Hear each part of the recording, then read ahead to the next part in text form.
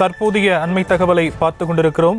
கனிமவள ஊழலை தடுப்பதற்கான ஏல முறையை ஆதரித்துதான் தம்பிதுரை நாடாளுமன்றத்தில் பேசினார் என எடப்பாடி பழனிசாமி தற்போது அறிக்கை ஒன்றை வெளியிட்டு தெரிவித்திருக்கக்கூடிய அண்மை தகவலை பார்த்து கொண்டிருக்கிறோம்.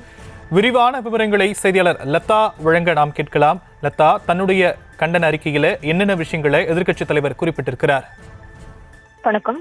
முதலமைச்சர் அவர்கள் எடப்பாடி பழனிசாமி மீது குற்றச்சாட்டுகளை முன்வைத்த நிலையில அதற்கு பதில் கொடுக்கக்கூடிய வகையில அதிமுக பொதுச் செயலாளர் எக்ஸ் வலைதள பக்கத்தில் பதிவு ஒன்றை வெளியிட்டிருக்கிறார். அந்த வகையில என்டிஏ ஆட்சியில் கனிமவள உரிமைகள் ஏல முறையில் விடப்படும் என்ற சட்டம் திருத்தம் கொண்டு வந்து கனிமவள ஊழலை தடுக்க ஏல முறையை ஆதரித்துதான் தம்பிதுரை பேசியிருக்கிறார் என்றும், தமிழகத்தில் டங்ஸ்டன் சுரங்கம் ஏலம் விடுவதை பற்றி தம்பிதுரை நாடாளுமன்றத்தில் எவ்வித கருத்தையும் தெரிவிக்கவில்லை என்ற அந்த பதிலை குறிப்பிட்டிருக்கிறார். இந்த கனிமவள திருத்த சட்டம் 2023 நாடாளுமன்றத்தில் கொண்டு வந்த போது திமுக எம்பிக்கள் எவ்வித எதிர்ப்பையும் தெரிவிக்கவில்லை என்றும், உண்மையை மறைத்து என்னை பற்றி இப்படி தவறான தகவலை முதலமைச்சர் எக்ஸ் வலைதளத்தில் வெளியிட்டு கீழ்த்தரமான அரசியல் ஆதாயம் தேடுவது வெட்கக்கேடானது என்றும் அந்த கண்டனங்களையும் கூட பதிவு செய்திருக்கிறார்.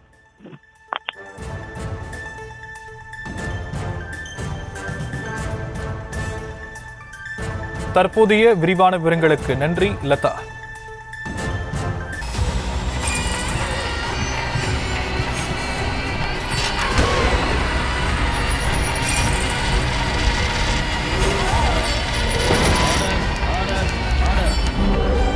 நிகழ்தகவு குற்றங்களின் மறுபரிமாணம் நாள்தோறும் இரவு 10 மணிக்கு இணைந்திருங்கள் நமது நியூஸ் தமிழ் தொலைக்காட்சியோடு.